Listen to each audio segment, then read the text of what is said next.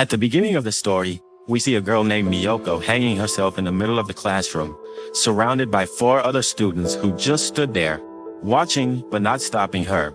Moments later, Miyoko takes her own life. Then another girl named Yura, Miyo's best friend, rushes into the classroom to save her, but it's already too late. Miyo dies on the spot, and Yura collapses into tears.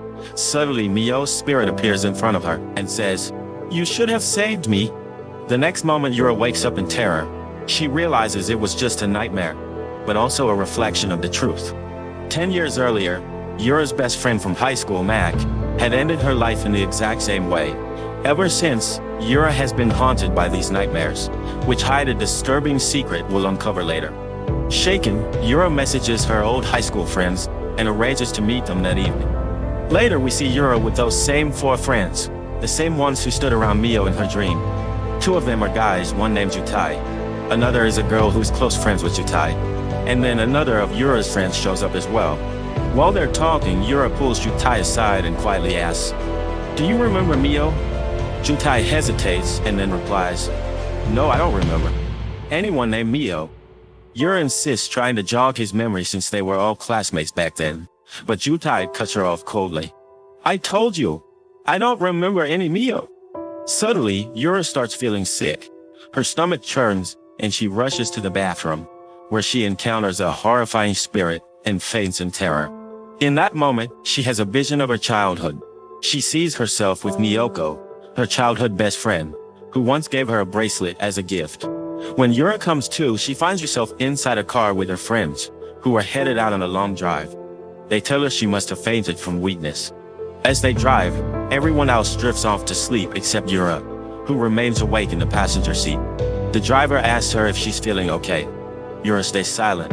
When he glances back at her, he suddenly sees a terrifying spirit. The screen cuts to black. In the next scene, all of the friends are suddenly back inside the same classroom, the very one Yura keeps seeing in her nightmares. Everyone is confused about how she suddenly ended up there, but nobody has any answers. Everyone's cell phones are also missing. Yura then realizes that this is the same classroom and the same school she used to attend. Everyone agrees with her and starts wondering why she's there. At that moment, they're all very worried about Yura's friend, who had injured his leg and couldn't walk properly. Then we see a flashback to everyone's high school days. This was a time when Yura wasn't friends with the 4 of them and wanted to be part of their group.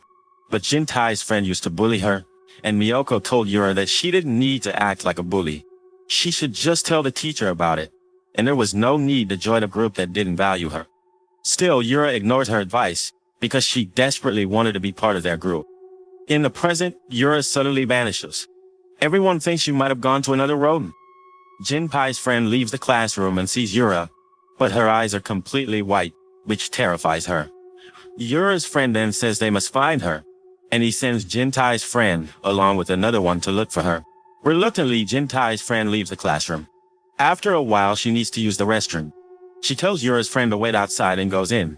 There she discovers Yura hiding, but when Jintai's friend comes back out, she suddenly feels a strange, sharp pain in her ear.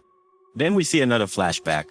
One day, Jintai's friend had slapped Miyoko so hard that his ear started bleeding. It seemed like he couldn't hear anything from that ear afterward.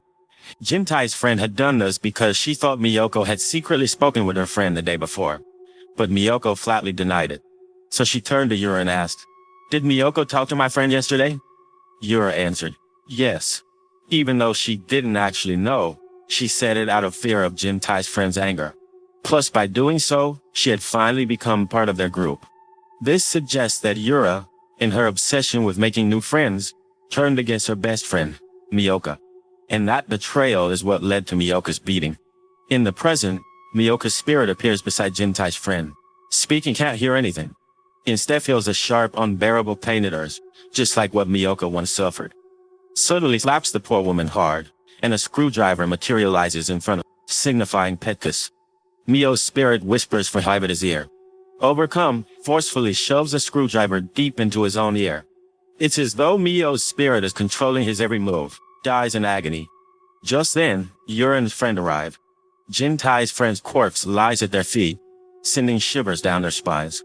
Yura's friend catches sight of Miyo's spirit and, terrified, grabs Yura's hand and bolts. We now understand that Mio's spirit is the one orchestrating everything, seeking revenge. And next we'll learn what the remaining survivors did to deserve it. Yura's friend takes him to a lab where they spot a frog.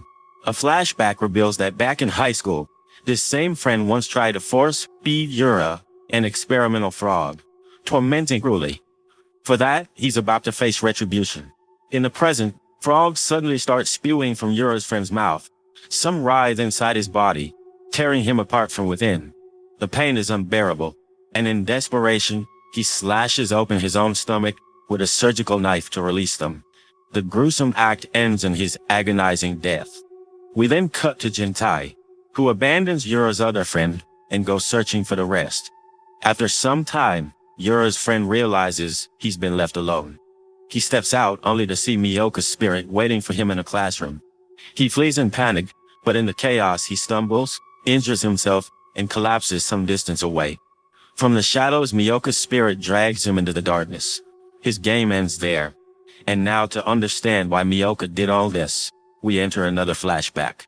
Yura's friend had bad intentions toward Miyoka, and since Yura was Miyoka's best friend, he asked Yura to help her carry them out. She tricked Miyoka into going to the school gym at night. Yura lied, saying she had left the bracelet she'd given Miyoka somewhere in the gym, and couldn't find it. Miyoka went with her and saw Yura's friend waiting there.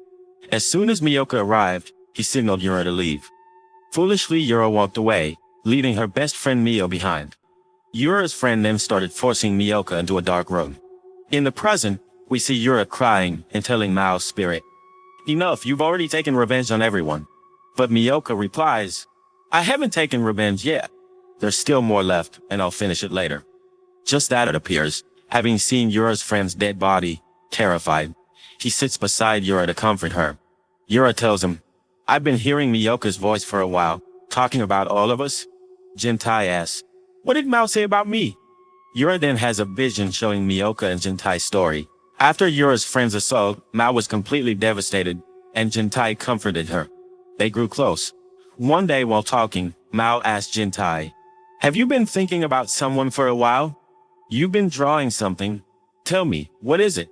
Jintai said, "I'll tell you when the time is right." Then he added, "I left my phone in the art room." And they both went there to get it.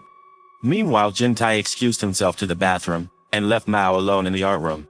There she found his phone, along with his painting.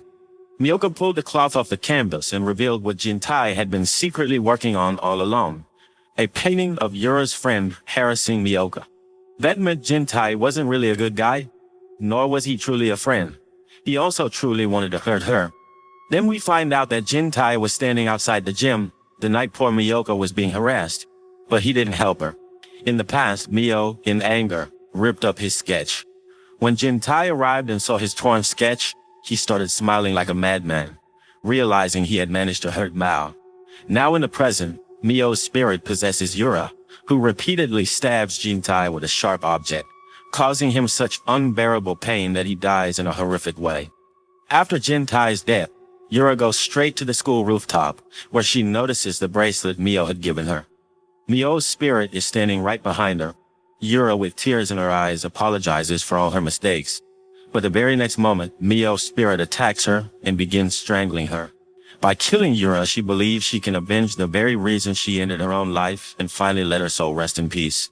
But instead, she tortures Yura to death, because despite being her best friend, Yura never truly did anything good for her. And with that, the movie comes to an end.